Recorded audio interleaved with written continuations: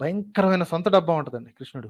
అలా ఇలా కొట్టుకోడు. నేను అయి పీకినాను, ఈ పీకినాను, అన్నీ నేనే. మొత్తం నేనే పీకుతాను, నేనే పీకుతూ ఉంటాను. చంపేది నేనే, సచ్చేది నేనే. నువ్విప్పుడు చంపాల్సిన వాళ్ళు ఎదురుగా ఉన్నారు గదా! దుర్యోధనులు వాళ్ళందరూ ఉన్నారు గదా! వాళ్ళందరూ ఎప్పుడో చచ్చిపోయారు ఆల్రెడీ. నేనెప్పుడో చంపేశాను. కాబట్టి చంపేసేయి అంటాడు. విశ్వాన్ని సృష్టించిన పరంధాముడు ఇంత బుర్ర తక్కువ మాటలైతే మాట్లాడ్డండి. This is completely written by human beings. కొంతమంది సన్నాసులు కూర్చొని రాశారు. అందరికీ నమస్కారం అండి. భగవద్గీత అనేది అత్యంత పవిత్రమైనది. అందులో ఉండే ప్రతి వాక్యము చాలా విలువైనది. ఈ మధ్య కాలంలో యూట్యూబ్‌లో ఒక ఛానల్ వాళ్ళు భగవద్గీత గురించి చాలా అసభ్యకరంగా మాట్లాడుతున్నారు. తప్పుడు ప్రచారాలు గూడా చేస్తున్నారు. అతని పేరు మనోహర్. అయితే భగవద్గీతలో 700 శ్లోకాలు ఉన్నాయి. అందులో 25 శ్లోకాలను మాత్రమే వివరిస్తూ కృష్ణుడిని గురించి, అర్జునుడి గురించి చాలా అసభ్యకరంగా మాట్లాడుతున్నాడు. గురువులను నిందించడం, మన సాంప్రదాయాలను హేళన చేయడం, ఇదొక హాబీగా మారిపోయింది వీళ్ళకి. ఈచ్ ప్రాబ్లమ్‌ని అడ్రెస్ చేద్దాం. ఫస్ట్ ప్రాబ్లమ్ నంబర్ 1 ఏంటిదంటే, దోషం అనే దాని గురించి గీతలో ఒక వర్ణన వస్తుందనమాట. అసలు దోషం అంటే ఏంటిది? ముందు సత్యాన్వేషి మాటల్లో విందాం. కానీ ఓ జనార్దన, మనవారిని చంపటంలో ఉన్న దోషాన్ని చక్కగా చూడగలిగిన మనం ఈ పాపపు పని నుంచి ఎందుకు తప్పుకోకూడదు? అర్జునుడు మన వాళ్ళని చంపుకోవడంలో ఉన్న దోషాన్ని గుర్తించాడు. అంటే మన వాళ్ళని చంపడంలో దోషం ఉందని గుర్తించడం అనేది డెఫినెట్‌గా ఇట్స్ ఎ వైస్ థింకింగ్ అనమాట. బేసికల్‌గా దోషం అంటే డిఫెక్ట్ అని అంటాం మనం. డిఫెక్ట్స్ ఒక దాంట్లో డిఫెక్ట్స్ ఉన్నాయి. డాక్టర్ ఉన్నాడు. డాక్టర్ బాడీని కట్ చేస్తాడు. పేషెంట్ సేవ్ చేయడం. ఇప్పుడు బాడీని కట్ చేయడం అనేది దోషం కిందకి వస్తుంది. అలాగే ఒక ఫైర్ ఫైటర్స్ ఉన్నారు. They break in to the building to save lives అనమాట. అంటే ఆ మూమెంట్లో బ్రేకింగ్ ద బిల్డింగ్ అనేది ఒక డిఫెక్ట్ కిందకే వస్తుంది. పోలీస్ ఆఫీసర్స్ ఉన్నారు. దే యూజ్ ఫోర్స్ అనమాట టు ప్రొటెక్ట్ అదర్స్. వేరే వాళ్ళని కాపాడడానికి దే యూజ్ ఫోర్స్. ఫోర్స్ అనేది డిఫెక్ట్ మళ్ళీ. ఇలా చాలా ఎగ్జాంపుల్స్ ఉన్నాయి. ఐ థింక్ ఇంజనీరింగ్లో కూడా బిల్డింగ్ని డెమాలిష్ చేస్తారు. హ్యూజ్ స్ట్రక్చర్స్ని డెమాలిష్ చేస్తారు. ఎందుకంటే మోర్ ఎఫిషియెంట్ బిల్డింగ్ కట్టడానికి. ఇప్పుడు డెమాలిష్ చేయడం అనేది డిఫెక్ట్ కిందకి వస్తుందా అనేది కూడా క్వశ్చన్. అలాగే ముసలితనం ఉంది. ముసలితనం చూడడానికి చాలా పెద్ద డిఫెక్ట్ లాగా కనబడుతుంది. రైట్, ఒక పువ్వు వాడిపోవడం డిఫెక్ట్ లాగా ఉంటుంది. అంటే మ్యాన్ మేడ్ థింగ్స్లో కూడా సిమిలర్ డిఫెక్ట్స్ ఉన్నాయి. ఇప్పుడు పర్ఫెక్ట్ కార్ అనుకుంటాం మనం, కానీ పెట్రోల్ లేకుండా పనిచేయదు. పెట్రోల్ లేకుండా పనిచేయకపోవడం అనేది కార్ యొక్క డిఫెక్ట్. దాంట్లో సర్టెన్ లిమిట్స్ ఉంటాయి. అంటే కండిషన్ సప్లై అనేది ప్రతిదానికి ఉంటుంది. అది మ్యాన్ మేడ్ కావచ్చు, న్యాచురల్ కూడా కావచ్చు. న్యాచురల్ ఎకో సిస్టమ్ ఉంటుంది. లైక్ వాల్కనోస్ ఉంటాయి, వరదలు ఉంటాయి, like so many things. Earth quake ఉంటుంది. సో అట్లా హ్యూజ్ డిస్ట్రక్షన్స్ అనేవి క్రియేషన్లో కంటిన్యూగా కనబడతా ఉంటాయి అన్నమాట. ఇవన్నిటికీ there is a higher purpose definitely. ఇప్పుడు హయ్యర్ పర్పస్ ఉందా లేదా అనేది అది డెఫినెట్గా మన ఎక్స్పీరియన్సెస్ బట్టి మనకు తెలుస్తుంది. నా కన్సర్న్ ఏంటంటే, అర్జునుడు డిఫెక్ట్ అనేది ఉంది, మరి ఇలాంటి పనులు చేయడంలో మనకి పాపం అంటుకుంటుంది కదా అని చెప్పేసి ఒక క్లియర్ ఎక్స్ప్లెనేషన్ ఇవ్వడానికి ట్రై చేస్తున్నాను. అయితే ఇదే విషయాన్ని సత్యాన్వేషి మాటల్లో విందాం. సత్యాన్వేషి దోషం గురించి ఒక వివరణ ఇస్తాడనమాట. ఆ వివరణ ఏంటిదో ఇప్పుడు మనం తెలుసుకుందాం. దురాశ చే వారి ఆలోచనలను భ్రష్టు పట్టి బంధువులను సర్వనాశనం చేయటంలో గాని, మిత్రులపై కక్ష తీర్చుకుని విశ్వాసఘాతుకత్వం చేయడం గాని, వాళ్ళు దోషం చూడట్లేదు. ఎదుటోళ్ళు కళ్ళెట్టుకు చూడట్లేదు అసల. ఓకే. అదంతా అన్యాయం జరుగుతుంది. మనవాళ్ళని మనవాళ్ళే చంపుకుంటున్నాం అన్న సంగతి ఎదుటి వాళ్ళకి కనపడట్లేదు. కానీ ఓ జనార్దన, మనవారిని చంపటంలో ఉన్న దోషాన్ని చక్కగా చూడగలిగిన మనం ఈ పాపపు పని నుంచి ఎందుకు తప్పుకోకూడదు? డిఫెక్ట్స్ అనేవి ఉంటాయి అనేసి అర్జునుడు గుర్తించిన విషయం మనకు అర్థమైంది. అయితే డిఫెక్ట్ అనే దాని గురించి కూడా మనం ఒక అండర్స్టాండింగ్ అయితే వచ్చినాం. లైక్ నేచర్లో డిఫెక్ట్స్ ఉంటాయి, మ్యాన్ మేడ్ థింగ్స్లో కూడా డిఫెక్ట్స్ ఉంటాయి. దోషం అనేవి ప్రతి లెవెల్లో ఉంటుందన్నమాట. దోషం అనే దాని మీద సత్యాన్వేషి యొక్క అభిప్రాయం ఏముంది, ఆయన అండర్స్టాండింగ్ ఏముంది, ఆయన మాటల్లో ఒకసారి విందాం. He will also give a definition to the defects అనమాట. అదేంటిదో ఒకసారి విందాం మనం. అంటే వాళ్ళకంటే కళ్ళు దొబ్బేశాయి. ఇందులో ఉన్న అన్యాయం తెలియట్లేదు. మనకు తెలుస్తుంది కదా! సొంత వాళ్ళని చంపుకోవడంలో ఉన్న నష్టం మనకు తెలుస్తుంది కదా! మనం ఎందుకు ఆపకూడదు అని అడుగుతున్నాడు. సో వాళ్ళకంటే కళ్ళు దొబ్బేశాయి. ఇందులో ఉన్న అన్యాయం కనబడట్లేదు. తర్వాత మన వాళ్ళని చంపుకోవడంలో ఉన్న నష్టాన్ని వీళ్ళు గుర్తించలేకపోతున్నారు అని చెప్పేసి దోషాన్ని 3 విధాలుగా ఎక్స్‌ప్లెయిన్ చేశారు. అంటే ఎవరికైతే దోషాన్ని గుర్తించలేని పరిస్థితి వస్తుందో వాళ్ళు ఆల్మోస్ట్ వికలాంగుడితో సమానం, అంటే గుడ్డివాడితో సమానం. అయితే మనం చేసే ప్రతి పనిలో దోషం అనేది ఉంటుంది. అంటే గుడ్ అండ్ బ్యాడ్ ఉంటుంది, రైట్ అండ్ రాంగ్ ఉంటుంది. సో ఎవ్రీ టైం మనకు చాయిస్ ఉంటదనమాట. ఈ చాయిస్ ఉండడానికి, దోషం ఉండడానికి వన్ ఆఫ్ ద రీజన్ నా ఫీల్ ఏందంటే, అదొక ఫ్రీ విల్ అది. మనకు ఫ్రీ విల్ ఉంది కాబట్టి మనం చేసే ప్రతి పనిలో ఏదో ఒక విధంగా చాయిసెస్ అనేది క్రియేట్ అవుతా ఉంటాయన్నమాట. అయితే దోషం యొక్క విశిష్టతను మనం తెలుసుకున్నాం కదా! ఈ చిన్న విషయాన్ని సత్యాన్వేషి ఎంత ఈజీగా దొరికిపోయాడో చూడండి. ఇక్కడ దోషాన్ని గురించి విపరీతంగా, అశ్లీలంగా, అసభ్యకరంగా మాట్లాడతాడనమాట. వీళ్ళ తెలివితేటలన్నీ ఇక్కడనే ప్రూవ్ అయిపోతాయి. అసలు వీళ్ళకి నాలెడ్జ్ లేదు, కామన్ సెన్స్ పనిచేయదు, మతి స్థిమితం అనేది భయంకరంగా ఉందని చాలా ఈజీగా తెలిసిపోతుంది. ఈ శ్లోకంలో మీరు వినండి కూడా. ఇది చూడండి.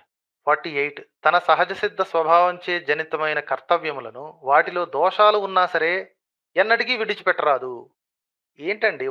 What kind of stupid nonsense is this? ఓ కుంతిపుత్ర, అగ్ని పొగచే కప్పివేయబడినట్టు సమస్త కర్మ ప్రయాసలు ఏదో ఒక దోషముచే ఆవరింపబడి ఉంటాయి.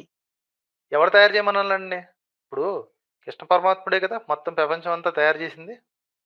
సమస్త కర్మ ప్రయాసలు ఏదో ఒక దోషముచే ఆవరింపబడి ఉంటాయంట. ఏ కామెడీనా? అంటే తిన్నగా కర్మలను విధించటం కూడా చేతై చావదు. మరి అలాంటోడు దేవుడు ఎట్లా అయ్యాడండి? హ్మ్. అది ఇతనే చెప్తున్నాడు కదా! ఏదో ఒక దోషం ఉంటది అని. ఎందుకు దోషం ఎందుకు పెట్టాలి? దోషాన్ని అర్జునుడు గుర్తించాడు. మనం చేసే పనిలో దోషం ఉంటదని చెప్పేసి. దట్స్ ద గ్రేటెస్ట్ డిస్కవరీ అనిపిస్తది నాకు. ప్యారలల్‌గా శ్రీకృష్ణ పరమాత్ముడు లాస్ట్ చాప్టర్‌లో, చాప్టర్ నంబర్ 18లో దోషం యొక్క విశిష్టత గురించి, ఓకే, దాని యొక్క నిగూఢ సత్యాలని ఒక సింగిల్ శ్లోకంలో ఎంత నీట్‌గా డిస్క్రైబ్ చేస్తాడంటే, that's a very wonderful and very extraordinary explanation అన్నమాట. ఇప్పుడు ఈ చిన్న చిన్న విషయాల్ని ఇటు తిప్పి, అటు తిప్పి కన్‌ఫ్యూజ్ చేసి మనుషుల్ని లైక్ వికలాంగులుగా చేసే పరిస్థితి సత్యాన్వేషి చేయగలుగుతాడు. అసలు ఇంత డిస్కషన్ అవసరం లేకుండే నాకు ఈ చిన్న పాయింట్‌ని ఎక్స్‌ప్లెయిన్ చేయడానికి. But I want to know like ఎగ్జాక్ట్‌గా వాళ్ళు వర్డ్స్‌ని ఎలా మానిప్యులేట్ చేసి మాట్లాడే ప్రయత్నం చేస్తున్నారో ఇక్కడే మీకు అర్థమైపోయి ఉండొచ్చు ఆల్మోస్ట్. దోషాన్ని అట్లెట్లా దోషాన్ని క్రియేట్ చేస్తాడు శ్రీకృష్ణుడు అని చెప్పేసి, అంటే తిన్నగా కర్మల్ని కూడా క్రియేట్ చేయనీకి రాదా అని చెప్పేసి ఏదో పెద్ద ఏమంటారంటే అది ఒక ఆహ్, ఎంతో నాలెడ్జ్ ఉన్న పర్సన్ లెక్క మాట్లాడుతుంటాడనమాట. దాంతో పాటు భయంకరంగా తిడతా ఉంటాడు. అది ఏందంటే వీళ్ళు మాట్లాడే మాటల్లో సత్యం అనేది చాలా అసలు మైనస్‌లో కూడా ఉండదనమాట. అసలు సెన్స్ అనేది వీళ్ళకసలు ఉండదు. He is one of the, అంటే ఎట్లా చెప్పాలంటే వర్స్ట్ కేస్ అన్నమాట. వర్స్ట్ కేస్ సినారియోలో తీసుకుంటే he is mentally completely disabled person. స్టార్టింగ్‌లో దోషం అనే దాన్ని ఎక్స్‌ప్లెయిన్ చేసిండు డీసెంట్‌గానే. రైట్. వెన్ అర్జునుడు మాట్లాడుతున్నప్పుడు ఎందుకంటే అక్కడ మిస్టేక్స్ ఫైండ్ ఔట్ చేయనీకి రాలేదు. ఇక్కడేదో పెద్ద డిస్కవరీ చేసినట్టు దేవుడు పర్ఫెక్ట్ అయితే ఆయన క్రియేట్ చేసిన దాంట్లో డిఫెక్ట్స్ ఎట్లా ఉంటాయని చెప్పేసి ఏదో పెద్ద డిస్కవరీ లాగా చెప్తున్నాడు. ఒక ఒక యూ నో ఏమంటారంటే ఒక హయ్యర్ పర్పస్ అనేది ఉంటుంది లైఫ్‌లో. హయ్యర్ గోల్స్ ఉంటాయి. సో ఒక గులాబీ పువ్వు చెట్టుకి ముల్లులు ఉన్నంత మాత్రాన ముల్లుల మీద నీకు ముల్లులు గుచ్చుకున్నాయని చెప్పేసి నువ్వు ఇక చెట్టు మంచిది కాదు, చెట్టు క్రియేట్ చేసిన పర్సన్ మంచిది కాదు అని చెప్పేసి నువ్వేదో వికలాంగ లెక్క మాట్లాడే పరిస్థితి చేస్తే ఎట్లా? ఇప్పుడు రన్నింగ్ బస్‌లో దిగితే డెఫినెట్‌గా దెబ్బలు తగులుతాయి. నాకు దెబ్బలు తగలకూడదు, దేవుడు అంటే పర్ఫెక్ట్ ఉన్నప్పుడు నాకు అసలు దెబ్బలే తగలకూడదు అంటే వీళ్ళంతా మూర్ఖత్వం అన్నమాట. సేమ్ క్యారెక్టర్ ఉన్నాడు. బైరి నరేష్ కూడా అందరూ ఎగ్జామ్ రాయండి, దేవుడిని దండం పెట్టుకోండి. ఎవరెవరైతే పాస్ అవుతారో వాళ్ళు దే విల్ బికమ్ బిలీవర్స్. ఎవరైతే ఫెయిల్ అవుతారో వాళ్ళందరూ నాన్ బిలీవర్స్ అయిపోతారు అని చెప్పేసి ఏదో సింపుల్ సింగిల్ లైన్ స్టేట్మెంట్ లాగా ఇచ్చేసి ఓ పెద్ద ఏమంటారంటే వైజ్ పర్సన్ లాగా ఈ వాళ్ళని ప్రమోట్ చేసుకుంటా ఉంటారు అన్నమాట. సో సేమ్ ప్రాబ్లం బాబు గోగినేటితో కూడా ఉంది. కానీ హీఈస్ అన్ ఎక్స్ట్రా అంటే అందరిలో సత్యాన్వేష్ అనేది మోస్ట్ వర్స్ట్ క్యాండిడేట్ అనమాట. ఫస్ట్ ఇట్లాంటి పర్సన్ని ప్రాపర్‌గా కూర్చోబెట్టి వీళ్ళకి వీళ్ళకి క్లాసెస్ ఇవ్వాలి. సైకాలజికల్ ట్రీట్మెంట్స్ ఇవ్వాలి. సైకియాట్రిస్ట్ దగ్గరికెళ్ళి చూపియాలి. వీళ్ళ పేరెంట్స్ కూడా పాపం చాలా బాధపడుతుంటారేమో. ఈ చిన్న పాయింట్‌ని ఎక్స్‌ప్లెయిన్ చేయడానికి I was trying to looking at దింపబడి ఎవ్రీ వర్డ్ ఉంటాయంట. What is a he saying. కామెడీనా? అంటే తిన్నగా కర్మలను విధించటం కూడా చేతై చావదు. మరి అలాంటోడు దేవుడు ఎట్లా అయ్యాడండి? హ్మ్. అది ఇతనే చెప్తున్నాడు కదా! ఏదో ఒక దోషం ఉంటది అని. ఎందుకు దోషం ఎందుకు పెట్టాలి? What kind of game is this? So అది మనోహర్ గారు. వాళ్ళకంటే కళ్ళు దొబ్బేసాయి అన్నారు కదా! అంటే దోషాన్ని చూడలేని వాడు గుడ్డివాడితో సమానం అన్నారు కదా! మరి గుడ్డివాడు ఎవరిప్పుడు? నీ నోటి ద్వారానే నువ్వే గుడ్డివాడివని ఒప్పుకున్నావు. సో మ్యాటర్ అయితే క్లారిటీ వచ్చినట్టుంది నీకు. సో నువ్వు ఈ ఒక అన్నం ఉడికిందో లేదో తెలుసుకోవాలంటే ఒక మెతుకుని బట్టి చెప్పొచ్చన్నట్టు. నువ్వు చేసిన 700 దాంట్లో 700 వీడియోలో ఎన్ని బూతులుంటాయో నీకే అర్థమైనట్టు. ఇన్ని మిస్టేక్స్ మాట్లాడుకుంటూ ఇంత కన్‌ఫ్యూజ్ చేయడం మనుషుల్ని అవసరమా బ్రదర్ నీకు? ఆ! సో ఫైనల్‌గా నువ్వు గుడ్డివాడివని నువ్వు ఒప్పుకున్నావన్నమాట. Very good. ఇందులో ఉన్న అన్యాయాన్ని గుర్తించలేకపోతున్నావని నువ్వే అన్నావు. దోషానికి ప్రాపర్ ఎక్స్‌ప్లనేషన్ ఇచ్చినావు నువ్వు. ఇక్కడొచ్చేసి శ్రీకృష్ణ పరమాత్ముడిని అంటే తెలుగు వాళ్ళతో ప్రాబ్లమ్ ఏంటిదంటే వాళ్ళలో ఐకమత్యం లేదండి. సో ఎవరు పడితే ఆళ్ళొచ్చేసి నోటికొచ్చినట్టు మాట్లాడుతా ఉంటారనమాట. ఇంకా ఫర్దర్ ఎక్స్‌ప్లనేషన్స్ కూడా ఉంది. కంప్లీట్‌గా ఒక డమ్ పర్సన్ అంటే సెన్స్ పూర్తిగా పోయినవాడు. అసలు ఏం మాట్లాడుతుండో కూడా తెలవదనమాట. Short term memory loss patients ఉంటారు కదా! వాళ్ళు మాట్లాడితే ఎలా ఉంటది? నిజం తెలవకుండా మాట్లాడితే ఎలా ఉంటదో, ఇప్పుడు మీకు ఇంకా కపుల్ ఆఫ్ ఎక్స్‌ప్లనేషన్ ఉంది. బై సత్యాన్వేష్ అండి. దాంతోని మనం క్లోజ్ చేద్దామండి discussion. Will just I will play that audio also. అన్ని కర్మలు ఏదో ఒక దోషంతో ఉంటుందంట. ఆ దోషాలు ఉండే కర్మలను తయారు చేసిందే ఈ పరమాత్ముడు మరి. పుట్టించేది నేనే, కారకుడిని నేనే, చంపేది నేనే, చంపమని చెప్పేది నేనే, సచ్చేది కూడా నేనే. కానీ అని ఎగదోసేవాడు తనని తాను పరమాత్ముడని చెప్పుకుంటున్నాడు ఇక్కడ. దోషాలు లేకుండా కర్తవ్యాలు చేయడం చేతకాలేదా మరి? జంతువులు చేసే ఏ పనిలోనూ దోషాలుండవు. ఓన్లీ మనుషుల కర్తవ్యాలలో మాత్రమే దోషాలుంటాయి. అత్యున్నత జన్మగా ఇచ్చిన మానవ జన్మకి ఇచ్చే కర్తవ్యాల్లో ఏదో ఒక దోషం పెట్టి పంపించాడంట. మీరు తయారు చేసే ఫర్ ఎగ్జాంపుల్ మీరొక క్రియేటర్ అనుకోండి. మీరొక ప్రొడక్ట్ డిజైనరో లేకపోతే ఏదైనా ఒక ఆహ్, ఎనీథింగ్ మీరు ఒక వస్తువు తయారు చేసేవాళ్ళనుకోండి. మీ అత్యున్నత product this is the best creation అని మీరు చెప్పుకునే ప్రొడక్ట్‌లో డిఫెక్ట్స్ ఉంటే మీరు అల్టిమేట్ క్రియేటర్ ఎలా అవుతారండి అసల? అది మీరే ఒప్పుకుంటున్నారు. ఇందులో డిఫెక్ట్‌లుంటాయని. ఇక పరమాత్ముడు ఎలా అవుతాడు? ఇప్పుడు మనుషులంటే మీరు చెప్పొచ్చు. ఆహ్, వె ప్రతి ఫోన్‌కి నెక్స్ట్ వెర్షన్ అనేది ఉంటుంది గదా! స్టార్టింగ్‌లో తప్పులు చేసి ఉండొచ్చు. తర్వాత అప్‌గ్రేడ్ చేస్తా ఉంటారు కదా! అది మనిషి అవుతాడు కదా! పరమాత్ముడు ఎలా అవుతాడు? పరమాత్ముడు ఇస్తే అంత పర్ఫెక్ట్‌గా ఉండాలి కదా! రాయిలో వజ్రం దాగి ఉంటుంది. బుడద నుండే కమలం వికసిస్తుంది. ఇప్పుడు బుడద మంచిదా? కాదా? Greater the suffering, greater the peace అంటారు. నో పెయిన్, నో గెయిన్ అంటారు. ఈ లాజిక్ అర్థమైనప్పుడు స్లోగా రియలైజేషన్ అనేది స్టార్ట్ అయిపోతుంది. వి స్టార్ట్ వర్కింగ్ ఇన్‌వర్డ్ అన్నమాట. అంతేగాని బుడద మంచిది గాదు. అసలు దేవుడు పెయిన్ ఎందుకు ఇచ్చిండు? ఇవన్నీ సోమరితనానికి దారి తీస్తుందన్నమాట. లేజీ పీపులే ఇలాంటి క్వెషన్స్ ఏస్తూ ఉంటారు. పని చేయడం చేత కాదు వాళ్ళకి. ఒకరు అర్జునుడు అనే మహాపురుషుడైన.